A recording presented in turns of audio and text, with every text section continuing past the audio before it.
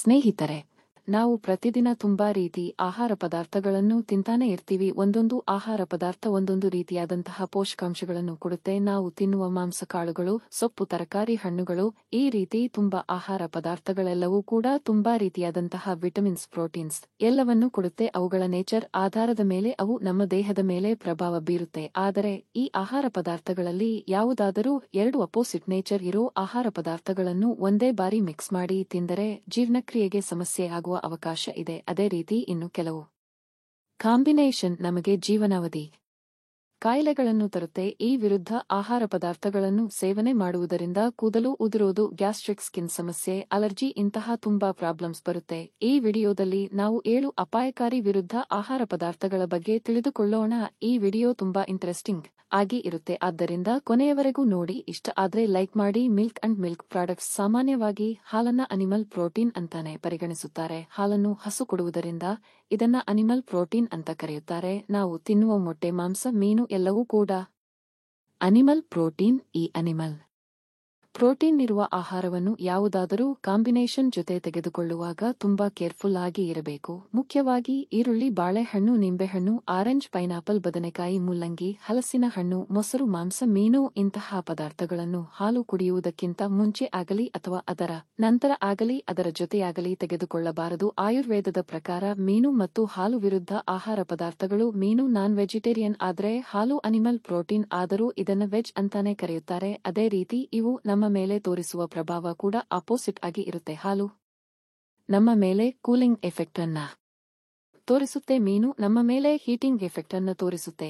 ಈ ಎರಡು ಕಾಂಬಿನೇಷನ್ ನಮ್ಮ ದೇಹದಲ್ಲಿ ಇಂಬ್ಯಾಲೆನ್ಸ್ ಅನ್ನ ಕ್ರಿಯೇಟ್ ಮಾಡಿ ಕೆಮಿಕಲ್ ಚೇಂಜಸ್ಗೆ ದಾರಿ ತೋರಿಸುತ್ತೆ. ರೋಗ ನಿರೋಧಕ ಶಕ್ತಿ ಕಮ್ಮಿ ಇರೋವರು ಈ ಕಾಂಬಿನೇಷನ್ ಇಂದ ದೂರ ಇರಬೇಕು. ಈ ಮೀನು ಮತ್ತು ಹಾಲು ಅಧಿಕ ಪ್ರೋಟೀನ್ಸ್ ಅನ್ನ ಹೊಂದಿರುತ್ತೆ. ಇವು ಜೀರ್ಣ ಆಗ್ಬೇಕು ಅಂದ್ರೆ ಬೇರೆ ಬೇರೆ ಡೈಜೆಸ್ಟಿವ್ ಜ್ಯೂಸ್ ರಿಲೀಸ್ ಆಗ್ಬೇಕು. ಆದ್ದರಿಂದ ಇದನ್ನ ತಿಂದ್ರೆ ಕೆಮಿಕಲ್ ಇಂಬ್ಯಾಲೆನ್ಸ್ ಆಗುತ್ತೆ. ಅದೇ ರೀತಿ ಹಾಲು ಮತ್ತು ಬನಾನವನ್ನು ಒಂದೇ ಬಾರಿ ತಿಂದರೆ ಅವು ಜೀರ್ಣವಾಗುವಾಗ ಒಂದಕ್ಕೆ ಒಂದು ಅಡ್ಡ ಬರುತ್ತೆ. ಅದೇ ರೀತಿ ಇವು ಜೀರ್ಣ ಆಗುವುದಕ್ಕೆ ಬೇರೆ ಬೇರೆ ಸಮಯ ಕೂಡ ಹಿಡಿಸುತ್ತೆ. ಇದರಿಂದ ಸರಿಯಾದ ನಿದ್ದೆ ಬರುವುದಿಲ್ಲ, ಅಜೀರ್ಣವಾಗುತ್ತೆ. ಅದೇ ರೀತಿ ಈರುಳ್ಳಿ, ಹಲಸಿನ ಹಣ್ಣು, ಹುಳಿ ಇರುವ ಹಣ್ಣುಗಳನ್ನು ಹಾಲಿನ ಶತ್ರುಗಳು ಅಂತ ಹೇಳುತ್ತಾರೆ. ಹಾಲು ಮತ್ತು ಈರುಳ್ಳಿ ನಮ್ಮ ಜೀರ್ಣಾಶಯದಲ್ಲಿ ಒಂದೇ ಬಾರಿ ಬೆರೆತರೆ ಚರ್ಮರೋಗ ಬರುವ ಅವಕಾಶ ಇದೆ. ಅದೇ ರೀತಿ ಹುಳಿ ಇರುವ ಹಣ್ಣುಗಳನ್ನು ಹಾಲು ಕುಡಿಯುವುದಕ್ಕಿಂತ ಮುಂಚೆ ಆಗಲಿ ಅಥವಾ ನಂತರ ತೆಗೆದುಕೊಂಡರೆ ಗ್ಯಾಸ್ಟ್ರಿಕ್, ಹೊಟ್ಟೆನೋವು, ಲೂಸ್ ಮೋಷನ್ ಆಗುವ ಅವಕಾಶ ಇದೆ. ಪೈನಾಪಲ್ ನಲ್ಲಿ ಬ್ರೋಮಲೈನ್ ಅನ್ನೋ ಎಂಜೈಮ್ ಇರುತ್ತೆ.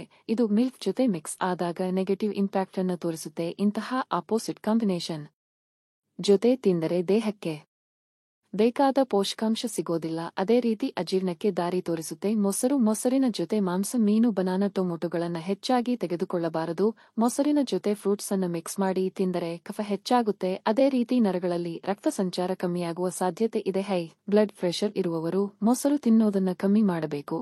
ಮೊಸರಿನಲ್ಲಿ high protein, vitamin, calcium, probiotics ಇರುತ್ತೆ. ಲೋ ಫ್ಯಾಟ್ ಇರೋ ಮೊಸರನ್ನ ಹೆಚ್ಚಾಗಿ ತಿಂದರೆ ವೇಟ್ ಲಾಸ್ ಮತ್ತು ರೋಗ ನಿರೋಧಕ ಶಕ್ತಿಯನ್ನು ಹೆಚ್ಚಿಸಿಕೊಳ್ಳಬಹುದು. Alcohol and snacks, beer or drink, ಸೋಡಾಗಳ ಜೊತೆ ಸ್ನಾಕ್ಸ್ ಅನ್ನ ತೆಗೆದುಕೊಳ್ಳುವುದು ಈಗ ಕಾಮನ್ ಆಗಿ ಹೋಗಿದೆ. ನೀರು ಮತ್ತು ಟೀನಾ ನಂತರ ಹೆಚ್ಚಾಗಿ ಕುಡಿಯುವ ಡ್ರಿಂಕ್ಸ್ ಅಂದ್ರೆ ಅದು ಬಿಯರ್ ಮಾತ್ರ. ಈ ಬಿಯರ್ ಮತ್ತು ಹಾರ್ಡ್ ಡ್ರಿಂಕ್ಸ್ ಅನ್ನ ಹೆಚ್ಚಾಗಿ ಕುಡಿಯುವುದರಿಂದ ದೇಹದಲ್ಲಿ ವಾಟರ್ ಲೆವೆಲ್ ಕಮ್ಮಿಯಾಗಿ ಅದು ಡಿಹೈಡ್ರೇಷನ್ಗೆ ದಾರಿ ತೋರಿಸುತ್ತೆ. ಕಾಫಿ ರೀತಿನ ಆಲ್ಕೋಹಾಲ್ ಕೂಡ ಮೂತ್ರವರ್ಧಕ. ಇದರಿಂದ ಯೂರಿನ್ ಅಮೌಂಟ್ ಹೆಚ್ಚಾಗುತ್ತೆ. ಇದು ನಮ್ಮ ದೇಹದಲ್ಲಿ ವಾಟರ್ ಅಬ್ಸರ್ವ್ ಪ್ರೋಟೀನ್ಸ್ ಅನ್ನ ಬ್ಲಾಕ್ ಮಾಡುತ್ತೆ. ಅದೇ ರೀತಿ ಅವುಗಳ ಜೊತೆ ಸಾಲ್ಟ್ ಕಂಟೆಂಟ್ ಇರುವ ಸ್ನಾಕ್ಸ್ ಅನ್ನ ತಿನ್ನೋದ್ರಿಂದ ನಮ್ಮ ದೇಹದಲ್ಲಿ ಸೋಡಿಯಂ ಲೆವೆಲ್ ಅನ್ನೋದು ಡಬಲ್ ಆಗಿ ಹೋಗುತ್ತೆ. ಈ ಸೋಡಿಯಂ ದೇಹದಲ್ಲಿರುವ ವಾಟರ್ ಲೆವೆಲ್ ಅನ್ನ ಫಾಸ್ಟ್ ಆಗಿ ಕಮ್ಮಿ ಮಾಡುತ್ತೆ. ಈ ರೀತಿ ದೇಹದಲ್ಲಿ ವಾಟರ್ ಲೆವೆಲ್ ಕಮ್ಮಿ ಆದ್ರೆ ಕಣ್ಣು ತಿರುಗೋದು, ಫುಡ್ ಪಾಯ್ಸನ್, ಪ್ಯಾನಿಕ್ ಆಗೋದು, ಹೊಟ್ಟೆ ಉಬ್ಬೋದು, ಈ ರೀತಿ ಅನೇಕ ಸಮಸ್ಯೆಗಳು ಬರುತ್ತೆ. ಅದೇ ರೀತಿ ಬೆಳಿಗ್ಗೆ ಎದ್ದಾಗ ಹ್ಯಾಂಗ್ ಓವರ್ ಕೂಡ ಆಗುತ್ತೆ.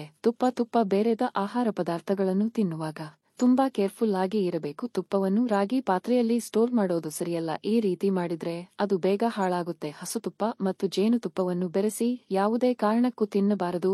ಇದು ತುಂಬಾ ಅಪಾಯಕಾರಿ. ಇದು ಅಜೀರ್ಣಕ್ಕೆ ದಾರಿ ತೋರಿಸುತ್ತೆ. ರಾಂಗ್ ಕಾಂಬಿನೇಷನ್ಸ್ ಇನ್ ಸಲಾಡ್ಸ್. ಟೊಮೊಟೊ ಮತ್ತು ಸೌತೆಕಾಯಿಯನ್ನು ಸಲಾಡ್ಸ್ನಲ್ಲಿ ಹೆಚ್ಚಾಗಿ ಯೂಸ್ ಮಾಡ್ತಾರೆ. ಮನೆಯಲ್ಲಿ ಆಗಲಿ ಹೋಟೆಲ್ನಲ್ಲಿ ಆಗಲಿ ಇವು ಹೆಚ್ಚಾಗಿ ಕಾಣಿಸುತ್ತೆ. ಆದರೆ ಒಂದು ರಿಸರ್ಚ್ ಪ್ರಕಾರ ಟೊಮೊಟೊ ಮತ್ತು ಸೌತೆಕಾಯಿ ಬೇರೆ ಬೇರೆ ನೇಚರ್ ಅನ್ನ ಹೊಂದಿರುತ್ತೆ. ಅದೇ ರೀತಿ ಇವು ಜೀರ್ಣವಾಗುವ ಸಮಯ ಕೂಡ ಬೇರೆ ಬೇರೆಯಾಗಿರುತ್ತೆ. ಇದರಿಂದ ನಮ್ಮ ದೇಹಕ್ಕೆ ಬೇಕಾದ ಪೋಷಕಾಂಶಗಳು ಸರಿಯಾಗಿ ಸಿಗುವುದಿಲ್ಲ, ಇದರಿಂದ ಅಜೀರ್ಣ ಆಗುತ್ತೆ. ತುಂಬಾ ಜನ ಊಟ ಮಾಡಿದ ನಂತರ ಸಲಾಡ್ಸ್ ಅನ್ನ ತಿಂತಾರೆ.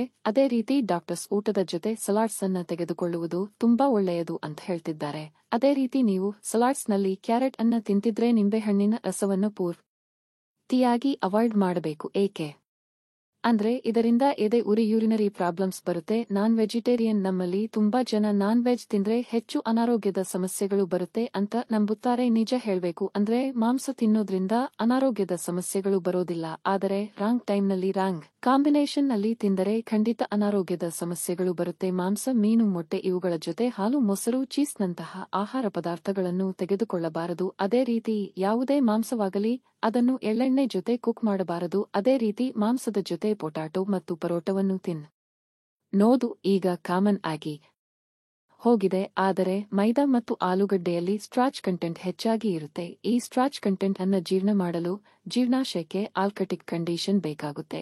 ಇನ್ನೊಂದು ಕಡೆ ಮೀಟನ್ನ ಜೀರ್ಣ ಮಾಡಲು ಅಸಿಡಿಕ್ ಕಂಡೀಷನ್ ಬೇಕಾಗುತ್ತೆ. ಇವೆರಡನ್ನು ಮಿಕ್ಸ್ ಮಾಡಿ ತಿನ್ನೋದ್ರಿಂದ ಇವುಗಳಿಂದ ಸಿಗಬೇಕಾದ ಪ್ರೋಟೀನ್ ಸರಿಯಾಗಿ ಸಿಗೋದಿಲ್ಲ. ಅದೇ ರೀತಿ ಶುಗರ್ ಅಂಡ್ ಕೊಲೆಸ್ಟ್ರಾಲ್ ಲೆವೆಲ್ ಜಾಸ್ತಿ ಆಗುತ್ತೆ. ಇವು ಜೀರ್ಣ ಆಗೋದಕ್ಕೆ ತುಂಬಾ ಸಮಯ ಬೇಕಾಗುತ್ತೆ. After meal no hot and cool drinks. ಸಾಮಾನ್ಯವಾಗಿ ಊಟ ಮಾಡುವಾಗ ಅಥವಾ ಊಟ ಮಾಡಿದ ನಂತರ ಕೂಲ್ ಡ್ರಿಂಕ್ಸ್ ಅನ್ನ ಕುಡಿಯೋದು, ಐಸ್ ಕ್ರೀಮ್ ಅನ್ನ ತಿನ್ನೋದು ಮಾಡ್ತಾರೆ. ಅದೇ ರೀತಿ ತುಂಬಾ ಜನ ಊಟ ಮಾಡಿದ ನಂತರ ಟೀ ಅಥವಾ ಕಾಫಿಯನ್ನ ಕುಡಿತಾರೆ. ಊಟ ಮಾಡುವಾಗ ಅಥವಾ ಊಟ ಮಾಡಿದ ನಂತರ ಕೂಲ್ ಡ್ರಿಂಕ್ಸ್ ಅನ್ನ ಅಥವಾ ಬಿಸಿ ಇರುವ ಪದಾರ್ಥಗಳನ್ನ ತಿನ್ನಬಾರದು, ಏಕೆಂದರೆ ಇದರಿಂದ ಊಟದಲ್ಲಿರುವ ಪೋಷಕಾಂಶಗಳು ನಮ್ಮ ದೇಹಕ್ಕೆ ಸರಿಯಾಗಿ ಸಿಗೋದಿಲ್ಲ. ಅದೇ ರೀತಿ ಅಜೀರ್ಣ ಕೂಡ ಆಗುತ್ತೆ. ಇದರಿಂದ ನಮ್ಮ ದೇಹದಲ್ಲಿ ಮೆಸೋಫಿಲಿಕ್ ಬ್ಯಾಕ್ಟೀರಿಯಾ ಇನ್ಕ್ರೀಸ್ ಆಗಿ ಕೆಮ್ಮು ಅಥವಾ ನೆಗಡಿ ಬರುತ್ತೆ. ಅದೇ ರೀತಿ ಬಿಸಿ ಇರುವ ಕಾಫಿ, ಟೀಯನ್ನ ಕುಡಿದ ನಂತರ ತಣ್ಣನೆಯ ಪದಾರ್ಥಗಳನ್ನ ತಿಂದರೆ ಥ್ರೋಟ್ ಇನ್ಫೆಕ್ಷನ್ ಬರುವ ಸಾಧ್ಯತೆ ಇದೆ. ಕೊನೆಯದಾಗಿ, ಒಂದು ವೇಳೆ ನಾವು ತೂಕ ಜಾಸ್ತಿ ಆಗ್ಲಿಲ್ಲ ಅಂದ್ರೂ ಅಥವಾ ತೂಕ ಕಮ್ಮಿ ಆಗ್ಲಿಲ್ಲ ಅಂದ್ರೂ ಅದಕ್ಕೆ ಕಾರಣ ಈ ಬ್ಯಾಡ್ ಫುಡ್ ಕಾಂಬಿನೇಷನ್ ಅಂತಾನೆ ಅರ್ಥ ಮಾಡಿಕೊಳ್ಳಬೇಕು. ಒಂದು ವೇಳೆ ನಿಮಗೆ ಗ್ಯಾಸ್ಟ್ರಿಕ್, ಅಜೀರ್ಣ, ಅಲರ್ಜಿ ಇಂತಹ ಏನಾದರೂ ಸಮಸ್ಯೆ ಬರ್ತಿದ್ರೆ ಈ ಬ್ಯಾಡ್ ಫುಡ್ ಕಾಂಬಿನೇಷನ್ ಅಂತ ಅರ್ಥ ಮಾಡಿಕೊಂಡು ಯಾವ ಫುಡ್ ಇಂದ ನಿಮಗೆ ಸಮಸ್ಯೆ ಆಗ್ತಿದೆ ಅಂತ ತಿಳಿದುಕೊಂಡರೆ ಈ ಸಮಸ್ಯೆಗಳಿಂದ ದೂರ ಇದ್ದು ನಿಮ್ಮನ್ನು ನೀವು ಕಾಪಾಡಿಕೊಳ್ಳಬಹುದು.